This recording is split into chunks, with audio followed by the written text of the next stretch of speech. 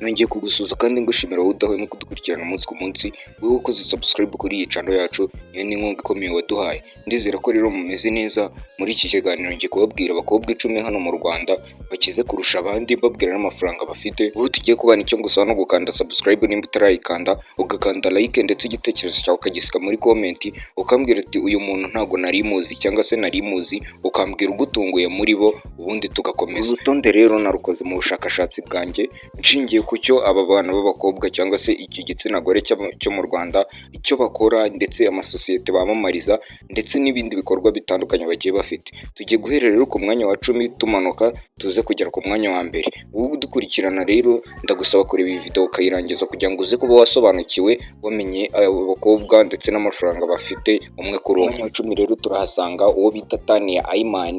Uyu nguyu akaba akora ibijyanye na media personality cyangwa se social media, akaba ari no mu business woman. Tania Ayman rero afite hagati y'ibihumbi 200 ndetse n'ibihumbi 350 by'amadolari. Ku mwanya wa 9 turahasanga uwo bita Diane Mukasaha. Uyu akaba ari umushoramari mu bijyanye n'ubuhinzi ndetse n'ubworozi, afite umutungo ungana n'ibihumbi 200 kugeza ku bihumbi 400 by'amadolari. Ku mwanya wa 8 turahasanga umuhanzikazi wa hano mu Rwanda bita Clarisse Karasira. Uyu nguyu muramuzi cyane mu ndirimbo nyinshi, nk'indirimbo yitwa Ntizagushuke niyo abantu bamumenyemo cyane, ndetse afite n'izindi ndirimbo nyinshi. Rero akaba ari umuririmbyi ndetse akaba akora n'ibijyanye n'umuco, akaba ari no mu business woman. Akaba afite umutungo uri hagati y'ibihumbi 250 ndetse n'ibihumbi 500 by'amadolari. Ku mwanya wa 7 turahasanga uwo bita Mutesi Jolly. Uyu nguyu akaba ari umu influencer ndetse abantu bakurikira social media bakaba bamuzi. Akaba yaranabaye Miss Rwanda 2016, akaba ari umuntu uvugira mu ruhame, akaba ari umu business woman cyangwa se icyo bita public speaker and business woman. Uyu nguyu akaba afite hagati y'ibihumbi 300 by'amadolari ndetse n'ibihumbi 700 by'amadolari. Ku mwanya wa 6 rero turahasanga uwo bita Ali Yakuru cyangwa se Isimbi Alliance, niyo mazina ye yiswe n'ababyeyi be. Uyu nguyu rero abantu bakurikiranaga social media cyane baramuzi kuko yigeze no kuba mu itsinda ryitwa Kigali Boss Babies.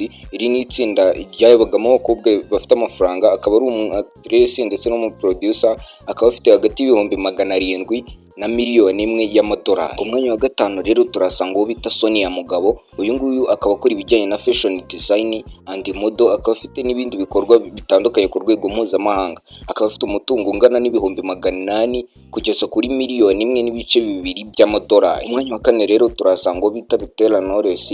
Uyu nguyu akaba ari umuhanzikazi uzwi hano mu Rwanda, akaba afite umutungo uri hagati ya miliyoni 1 ndetse na miliyoni 1.5 by'amadolari. Uyu nguyu nawe akaba ari mu bakobwa 10 bakize hano mu Rwanda. Ku mwanya wa 3 turahasanga uwo bita Sonia Lola.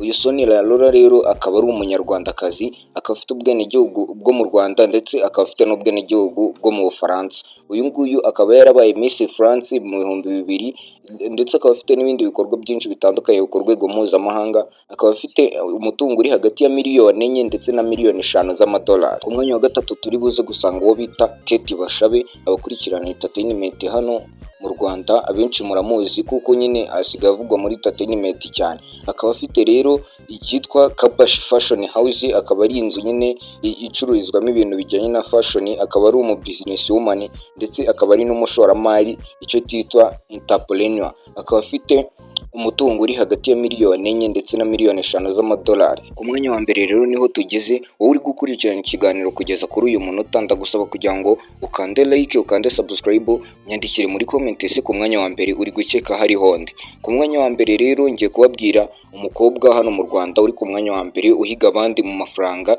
ndetse akaba afite n'ibikorwa byigaragaza. Uyu nguyu akaba ari umubyinnyi mpuzamahanga, akaba yitwa Sherry Silver. Uyu akaba afite ubwenegihugu bwo mu Rwanda ndetse n'ubwo mu Bwongereza. Akaba afite mama wo hano w'umunyarwanda ndetse akaba afite papa w'umwongereza. Uyu nguyu rero akaba ari umubyinnyi mpuzamahanga ndetse akaba afite fondation yitwa Sherry Silver Foundation, ndetse akaba afite n'imbuga nkoranyambaga nyinshi zimuhemba nka YouTube, aho YouTube afite abasubscribers bagera mu 800. Rero witwabanye kuri iki kiganiro kugeza kirangiye, ndagushimiye cyane kandi ngusaba kugira ngo ukomeze kudukurikirana, ufungure inzogera kugira ngo ikiganiro cyose tuzajya dushyiraho uzajye uhita ukibona ku gihe. Ndabashimiye cyane.